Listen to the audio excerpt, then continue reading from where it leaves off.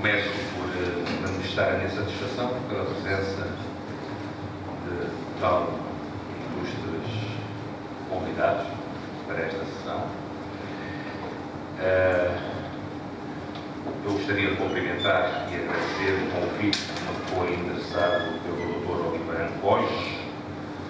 que é o diretor do Gabinete do Ministério das Relações Exteriores para a CPLP e para os PALOP. Cumprimento também o secretário para as questões culturais, Dr. Paulo Maria, em representação do Dr. Carlos Neto, ilustre secretário-geral da União dos Escritores Angolanos.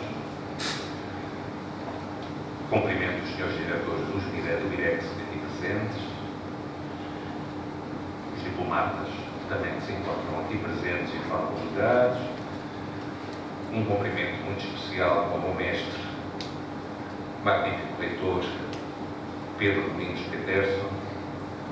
reitor da Universidade de Jean-Piaget, que me acolheu desde a década de 70 até todo e vem acompanhando muito de perto toda a minha atividade académica e, portanto, é com uma maior satisfação que eu não poderia deixar de ser sentir a sua presença aqui, do meu mestre. É uma honra do ponto de vista académico e é uma satisfação muito grande. Professor Peterson, meu mestre, muito obrigado. Minhas senhoras e meus senhores, portanto, eu começaria por apresentar alguns pontos de abordagem para esta minha conversa, poderemos assim dizer. Não gosto muito do termo conferência, palestra, acho que é extremamente pesado e acho que vamos entrar numa lógica académica bem mais simples, que permite uma maior discussão de âmbito epistemológico à volta destas questões. Eu irei, por causa e no contexto da língua portuguesa e do seu aniversário ontem, dia 5, abordar questões ligadas a políticas linguísticas em África, razões para a introdução das línguas africanas no ensino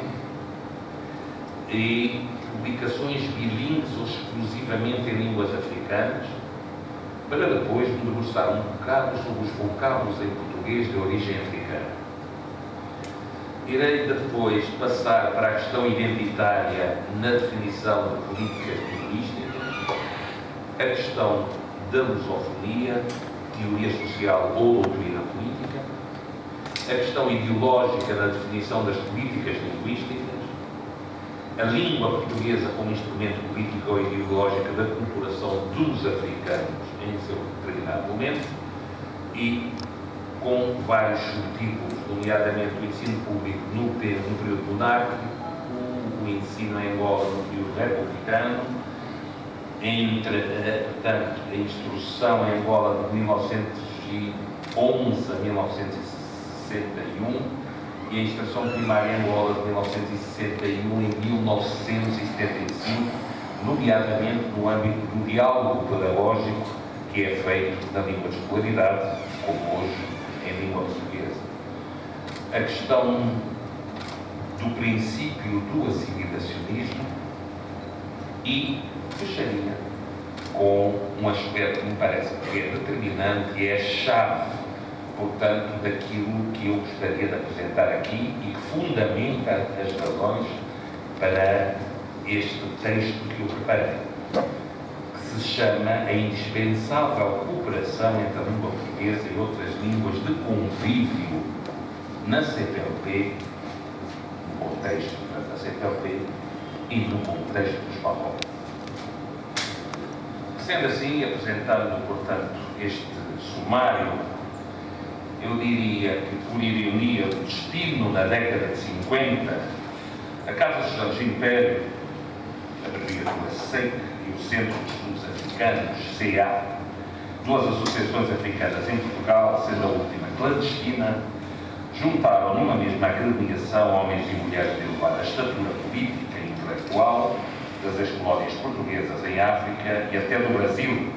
como foi o caso singular de Fernando Augusto Mourão de Albuquerque, professor da Universidade de São Paulo, hoje catedrático da Universidade de São Paulo, e, dentre outros nomes, ressalto os nomes de Amílcar Cabral,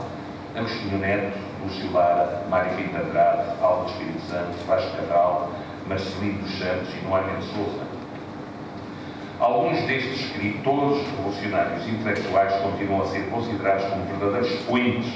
da literatura africana de expressão portuguesa e nos dias de hoje há já 4 escritores africanos otorgados com o Prémio Camões. É o caso de José Cravinho em 1991, de Moçambique, é o caso de Pepe Tela, em 1987, de Angola, também, de Lula Vieira, também de Angola, que em 2006 recusou o prémio por razões íntimas e pessoais, de acordo com a nota de imprensa, e Niacoto, de Moçambique, em 2013. Ora, face ao regime da opressão fascista e colonialista português, a corrente do neorrealismo literário em que se insere a obra de alguns destes escritores situa-se na década de 50 do século passado, após o fim da Segunda Guerra Mundial, 1939-1945. Apresenta um caráter ideológico marcadamente de esquerda face às aspirações de liberdade e autonomização política e económica expressas de forma cultural e artística, não só na literatura, mas também na música e nas artes plásticas. A redescoberta do eu africano situa-os na senda do tráfico negreiro, tal como o extermínio dos povos africanos, ameríndios, aliás, um dos maiores holocaustos já alguma vez praticados contra a humanidade, uma realidade objetiva que as ex-potências coloniais e as sociedades escravocratas que produziram preferem silenciar e ignorar até na sua história oficial a contribuição dos negros nos seus respectivos processos de desenvolvimento.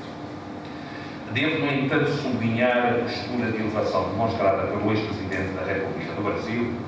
Luiz Inácio Lula da Silva, na ilha de Boré, ponto de saída dos navios gregos para as Américas, quando, em língua portuguesa, pediu perdão aos africanos pelos negros do continente que foram enviados para o Brasil para trabalhar em regime de escravatura.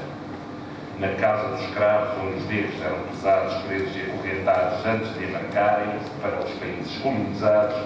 pelos europeus, o ex-presidente do Brasil afirmou na presença do presidente do Senegal o seguinte: quero dizer ao presidente Duarte e ao povo do Senegal e da África que não tenho nenhuma responsabilidade com o que aconteceu no século XVIII, no século XVI e XVII. Mas penso que é uma boa política dizer ao povo do Senegal e ao povo de África perdão pelo que fizemos aos negros. Citando posteriormente João Paulo II, acrescentou: quando se comete um grave erro histórico, como no caso dos negros e dos judeus, o Papa nos ensinou que é fácil pedir perdão. Um gesto notável ao que outros países comprometidos com o tráfico de escravos e hoje acérrimos defensores dos direitos humanos foram até o momento incapazes de assumir. Esta pesada herança fez com que a África fosse o único continente que durante mais de 4 séculos não tivesse crescido, independentemente do facto de exportar 90% dos diamantes, 70% do ouro e 4% do urânio que circula no mundo inteiro, para já não falar do petróleo em quantidades e outras riquezas naturais.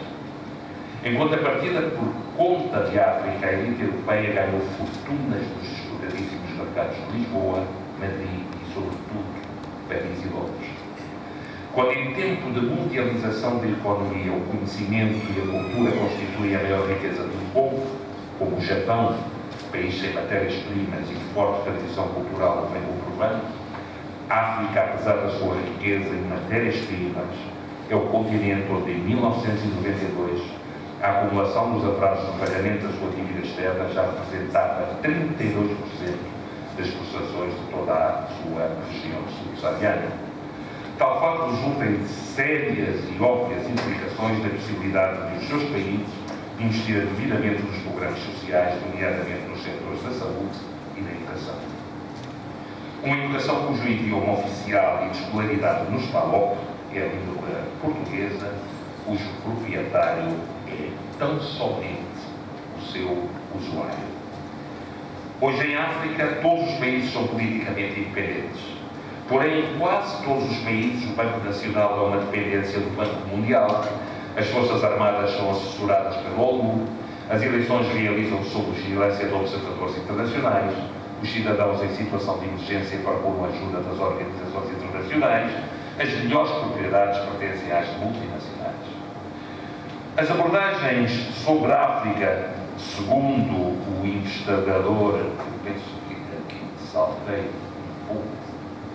vou tentar puxar, que ele está aqui, segundo o investigador do Congo Democrático, Erlikia Bonkolo,